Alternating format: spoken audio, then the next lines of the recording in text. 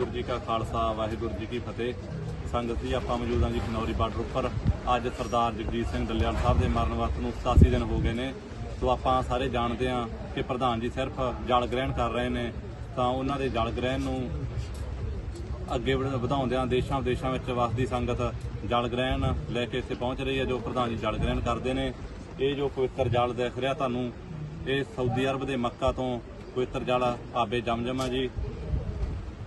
ਇਹ ਜਲ ਆਪਣੇ ਹਰਿਮੰਦਰ ਸਾਹਿਬ ਤੋਂ ਸੰਗਤ ਲੈ ਕੇ ਪਹੁੰਚੀ ਹੈ ਜੀ।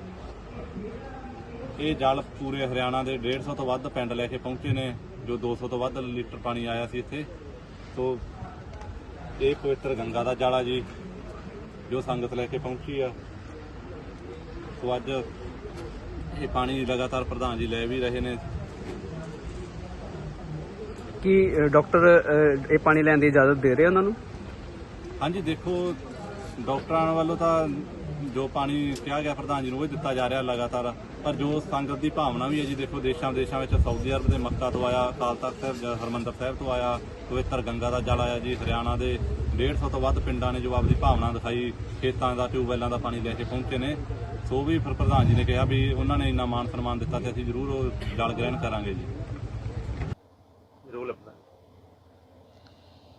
सत्कारयोग सभी पत्रकार भाइयों का हम एसकेएम नॉन पॉलिटिकल केएमएम की तरफ से ये धन्यवाद करते हैं कि आप इस हमारे आंदोलन को, हमारे मोर्चे को पूरी दुनिया के अंदर ले जाने का बहुत बड़ा प्रयास कर रहे हो। आप सबका धन्यवाद करता हूँ फिर से।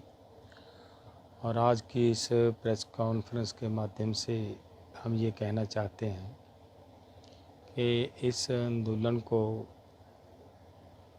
लगभग 1 साल चलते हुए आ गया, और कल जो परसों का दिन आ रहा है, हमारे एक नौजवान की उस दिन 21 फरवरी को शहादत हुई थी। शुभकर्ण नौजवान बल्लो गांव का। कल उनको तीनों मोर्चों पर और पूरे देश के अलग अलग स्टेटों में उनको श्रद्धांजलि अर्पित की जाएगी। श्रद्धांजलि सभाएं होंगी और बल्लों के अंदर एक मजबूत श्रद्धांजलि सभा होगी। वहाँ पे उस नौजवान को श्रद्धांजलि अर्पित करने के साथ साथ वहाँ जो एक बहुत बड़ा उपराला किया गांव की तरफ से और लोगों की तरफ से, उनका वहाँ पे स्टैचू लगाया गया है, उसका भी पर्दा हटाया जाएगा कल। और मैं ये कहना चाह रहा हूँ कि हमारे प्रधानमंत्री ये कहते हैं कि दुनिया का सबसे बड़ा लोकतंत्र राज है। तो जो कल हमें हमारे इस नौजवान की श्रद्धांजलि समारोह करना पड़ रहा है अलग अलग जगहों पे पूरे देश के अंदर, उसकी ज़रूरत क्यों पड़ गई? लोकतंत्र राज के अंदर तो ये नहीं होता कि जो लोग अपनी बात कहनी चाहते हैं उनके ऊपर गोलियां चलाई जाएं। और उससे बुरी बात ये हुई है कि उनको उस नौजवान का इंसाफ देना सरकार की जिम्मेदारी बनती थी, और वो इंसाफ देने की बजाय आज तक कहीं पे भी किसी अधिकारी के ऊपर कार्रवाई नहीं, उल्टी कार्रवाई करने की बजाय अधिकारियों को तो अवार्ड देने की बात कही गई है। तो ये एक बहुत बड़ा सवाल है हमारे लोकतंत्र के ऊपर कि क्या ऐसा लोकतंत्र होता है। दूसरी बात मैं ये कहना चाह रहा हूँ कि देखिए, किसान है जो किसान, तो ना तो किसान मुसलमान है, ना किसान ईसाई है, ना हिंदू है, ना सिख है। किसान किसी मजहब का नहीं है, किसान तो किसान है। इसलिए हमारे किसानों ने बहुत बड़ा उपराला किया। हमारे लिए यहाँ जल पीने के लिए हरियाणा के किसानों ने अलग अलग ट्यूबवेलों से, अपने गांव से, अपने खेतों से हमारे पीने लिए जल लेकर आए, और अलग अलग धार्मिक स्थानों से जैसे गंगा का जल लेकर आए, इधर श्री हरमंदिर साहिब से जल लेकर आए। हमारे पास उधर से हमारे मुस्लिम भाई मक्का मदीना से जल लेकर आए। तो वो मैं सबका धन्यवाद करता हूँ और हमारे लिए सब एक हैं, वो मैं सबका जल ग्रहण करूँगा। और आगे की बात जो मैं कहनी चाह रहा हूँ कि देखिए, हम पिछला आंदोलन जब चला उस समय भी एकता बनाने के लिए सभी संगठनों को, पंजाब के और देश के सभी संगठनों को एकजुट करने के लिए हम यत्न करते रहे, यत्नशील रहे और वो किया भी। अब भी हम समझते हैं कि एकता की ज़रूरत है। और ये जो आंदोलन आज हम लड़ते लड़ते एमएसपी की जो बात ही नहीं थी, नहीं कोई जानता था, वो बात इस समय पूरे देश के अंदर ही नहीं, प्रदेश दूसरे कंट्रियों में भी वो बात गई है। तो वो इस मुद्दे को हम पार्लियामेंट तक ले जाने में सफल हुए हैं। इसको एकता के बगैर जीता नहीं जा सकता।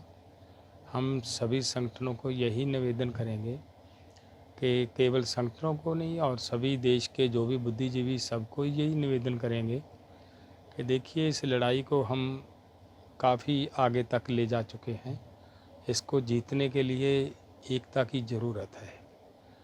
और दूसरी बात, जितने भी हमारे बुद्धिजीवी और संगठन हैं जो बाहर हैं, वो उन सबको हमारा निवेदन भी है कि वो अपना अपना जो भी उनके अंदर सुझाव है, क्योंकि सरकार अब बातचीत के माध्यम से हमारे साथ मीटिंगें कर रही है इस मसले का समाधान निकालने के लिए।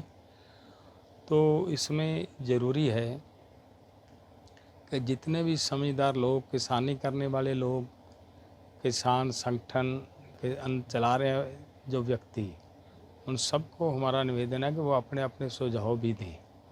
और उसकी एकता बनाने के लिए हमने ये मतलब एक पत्र भी सभी संगठनों को जारी किया है कि वो मिलकर हम कैसे करें। और वो बैठक की जाएगी 27 फरवरी को और चंडीगढ़ के अंदर वहाँ हुए।